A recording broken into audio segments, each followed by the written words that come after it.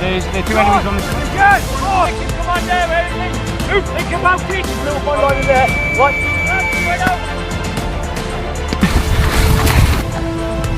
Right, move on this one and then stop.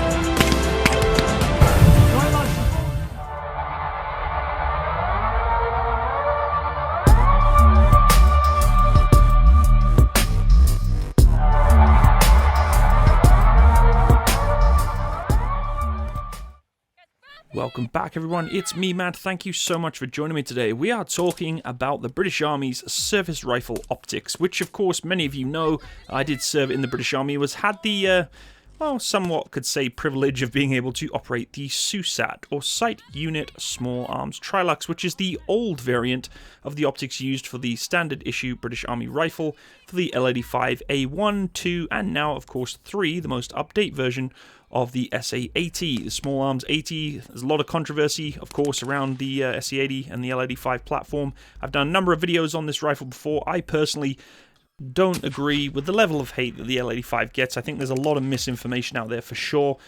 People talk about the L85 as if it's the most disgusting rifle on the planet. Certainly not the best, but what I will say is certainly not the best is the SUSAT. Now you're seeing footage right now of the SUSAT being used in training scenarios, but what I'm finding is more and more footage as of 2023 of even in training the SUSAT being used, and it kind of bugs me because the SUSAT, or the Sight Unit Small Arms Trilux, which of course the Trilux being the tri-team inside of the sight, is way past its, I would say, sell-by date in being in a combat force, modern combat force, even in a training scenario. So let's talk about that a little bit today. But before we do, I would like to mention today's video is sponsored by World of Warships Legends. World of Warships Legends is a global multiplayer free-to-play online game in which you can conquer the seas on the decks of history's greatest warships.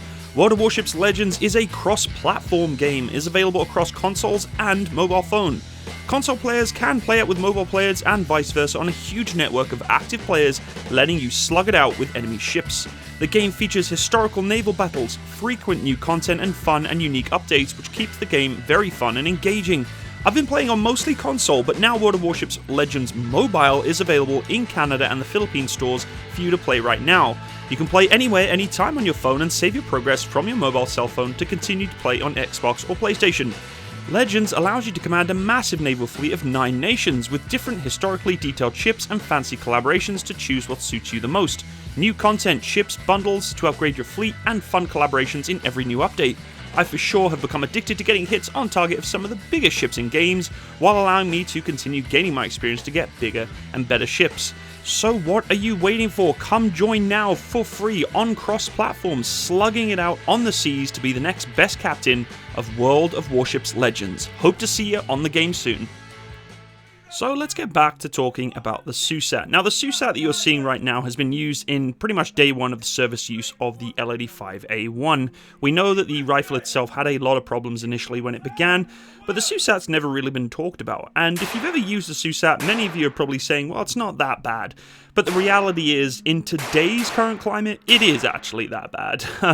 And a lot of feedback that I've got from those who have using it say it's absolutely redundant. Now you're noticing that people are actually using this at this range.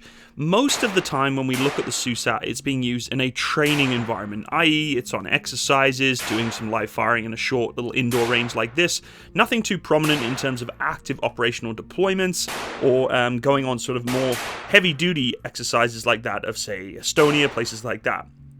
The reality is, though, is I'm actually seeing a lot of footage of heavier exercises, heavier deployments with SUSAT still being used, and many of you are probably asking, why is that a problem, Matt? It's not a big deal, they're probably saving money. Well, the reality is it is somewhat of a problem because we're still training with equipment that is way beyond its time of use. Okay, so let's put this into perspective. Let's imagine you're a part of an orchestra and you've been practicing with your violin that you've purchased, a custom violin that you've had for a long time, and you've been doing really, really well with it. And on the day of your big performance, someone comes up to you and says, oh, by the way, you're going to use this violin instead. Not yours, not accustomed to you, you're not used to it, you've not trained with it, you've not practiced with it, and you're going into one of the biggest performances of your life, and you're told, Kate, perform at the same level that you did with the previous instrument. It's the same with with optics. The optics of a rifle are pretty important when you want to hit things on target, and when we're training in scenarios like this, even just in a small little rifle range, the basic marksmanship principles, yes, I can agree. If you're going through somewhat basic training, you could start definitely with the SUSAT, maybe, but even then, if you've invested a ton of money and capitalized on equipment that you want to use for the modern warfighter, why would you not standardize?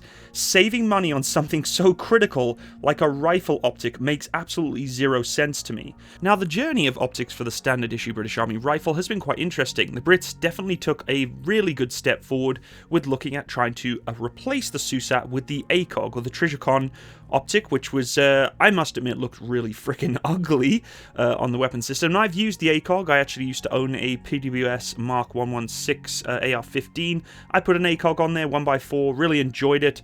Nice little, Trijicon optic there. Again, having that ability for you to shoot at night, similar to that of the SUSAT, but was more compacted, more robust, and it just worked. I actually really enjoyed it. But when you get a Elkin Spectre on a rifle, it's a different scale, a completely different category. The Elkin Spectre is an absolutely incredible optic, and currently I only have its baby brother, the C79A2, in service with me in the Canadian Armed Forces, and I actually really like the optic. But when it starts getting upgraded to the Spectre capability, especially with that new A3 service rifle that the British Army is using now, I've heard a lot of good things. They're enjoying using this combination of optics. And the Elkin Spectre provides a lot of different capabilities, including having a, backup sight on top of there, a red dot sight if you require it for more close engagements, which, with the SUSAT you don't have that. You have an emergency battle sight, which is basically two little iron blocks that you can use just in case, and that's about it. With a red dot that can be put on top of the Elkin, it gives you that ability to transfer from longer engagements to shorter engagements if you need to go into CQB, etc. The other interesting thing that is now being adapted to work with the Elkin is the ARILS system, or the Assault Rifle Inline Low Light Sight, which fits seamlessly onto the SA-80A3 rifle for increased infrared and thermal recognition capability.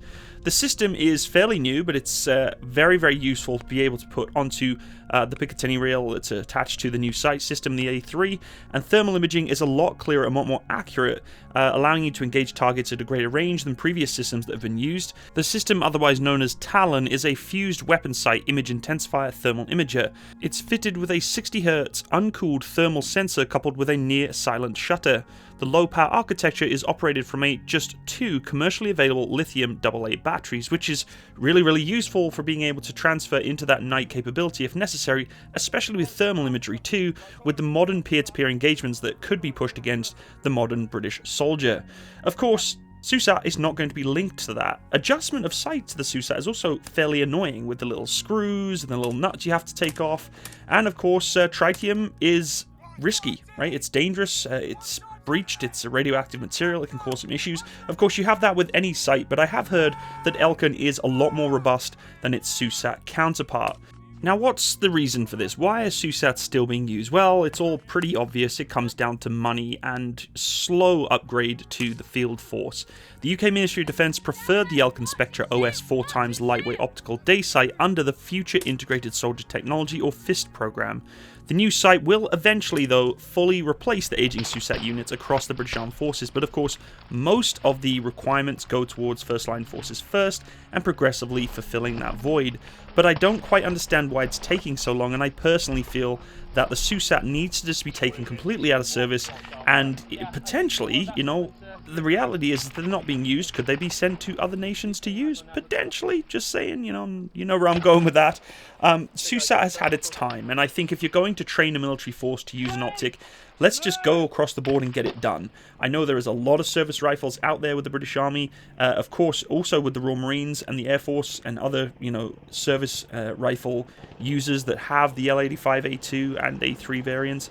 But it doesn't make any sense to continually train troops to use an aging system when you can try and integrate the newer Spectre OSs quickly to get better training value. There's no point training on an old site if you have something new that can replace it. And again, I know it comes down to contractual obligations and money, but the British Armed Forces has been reduced quite a bit in its manpower, especially since I was in there. When I was in the British Army, I think we were close to 120,000 strong. I don't think they're anywhere near that now, and this is a perfect opportunity when we're reducing you know, the manpower of an armed force, you have more opportunity to, you know, I guess consolidate and collaborate with the supplier of the new sights to make specific requirements, urgent operational requirements to those who need them. And I think, although it's not an operational requirement, I do feel like it's a standard issue service rifle training requirement to give everybody the same optic and allow them to start from fresh, learn and be proficient in the skill at arms and marksmanship principles of this new optic instead of using an old school horrible sight such as the SUSAT. Anyway folks, I appreciate you stopping by today. Please leave me a like, click that little bell by the subscribe button, and if you enjoyed, of course, make sure you notify yourself by getting that little bell so you can see more videos in the future. You can also go check out my clothing brand, Attire for Effect, and check all the other links in the description box below. Have a great day everyone, bye bye.